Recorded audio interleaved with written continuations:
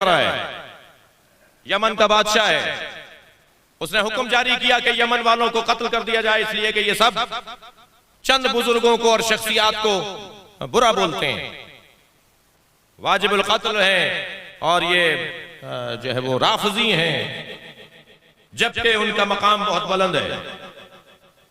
जी कहा गया जी फला फला फला फला फला फला फला लोगों को ये बुरा बोलते हैं, उनका मकाम बहुत बुलंद है।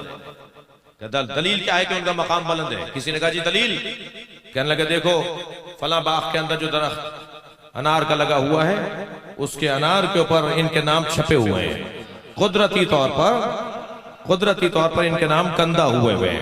अगर अल्लाह इनसे प्यार ना कर रहा होता, अगर अल्लाह के नजदीक इनका मकाम नहीं होता तो ये दरख्त अनार के ऊपर इनके नाम लिखे हुए हैं। जी बुला लिया गया मुहम्मदून सलासा, 3 मोहम्मद नामी हमारे मुज्तहिदीन उस वक्त में, बताओ जवाब दो। जाके देखा साहब अनार के ऊपर वाकई कुछ नाम लिखे हुए हैं, ये तो अल्लाह ने नाम लिख के भेज दिया अनारों पर, तुम इन्हें बुरा बोलते हो। इन्होंने कहा जी हमें 3 दिन चाहिए, हम 3 दिन के बाद आपको जवाब देंगे। 3 दिन इन्होंने रोजा रखा।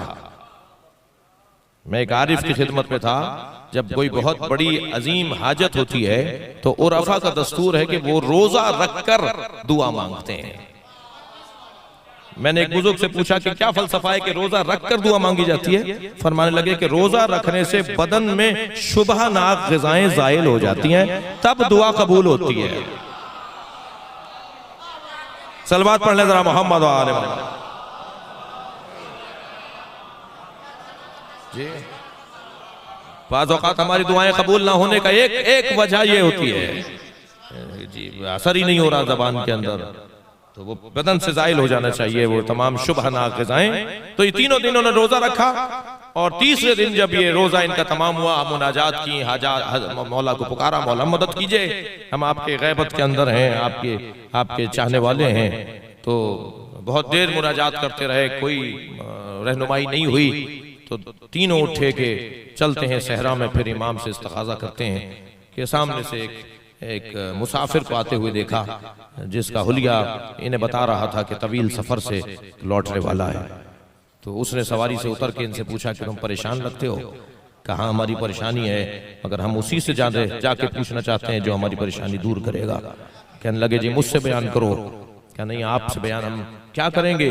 क्या नहीं बयान करने में कोई बात नहीं है और कोई ऐब नहीं है। और जब बयान किया गया तो उन्होंने कहा जाकर उनसे कह दो कि ये सारा जो दिखाया बताया गया है ये धोखा और फरेब है।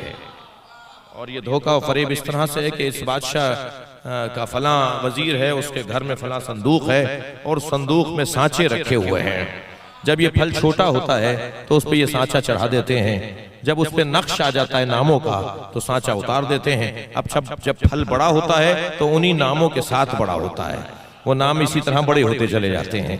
तो जाकर फला जगह, और ऐसे जब जाकर देखा गया तो वहां से संदूक में से वो सांचा निकला जी, जो चढ़ाया जाता था फलों के ऊपर, और इस तरह से। तो जब वो बता के जाने लगे तो उन्होंने कहा कि जी आप कौन हैं? कहने लगे मैं वही हूं जिन्हें तुम 3 दिन से पुकार रहे हो।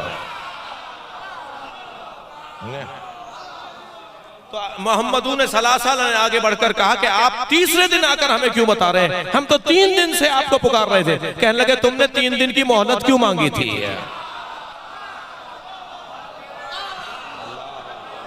सलावत पढ़े मोहम्मद व आले मोहम्मद।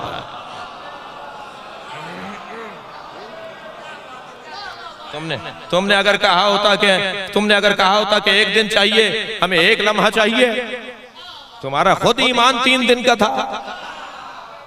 तुम मुझे 3 दिन बाद चाहते थे, मैं 3 दिन बाद आ गया। सलावत पढ़ ले मोहम्मद व आले मोहम्मद।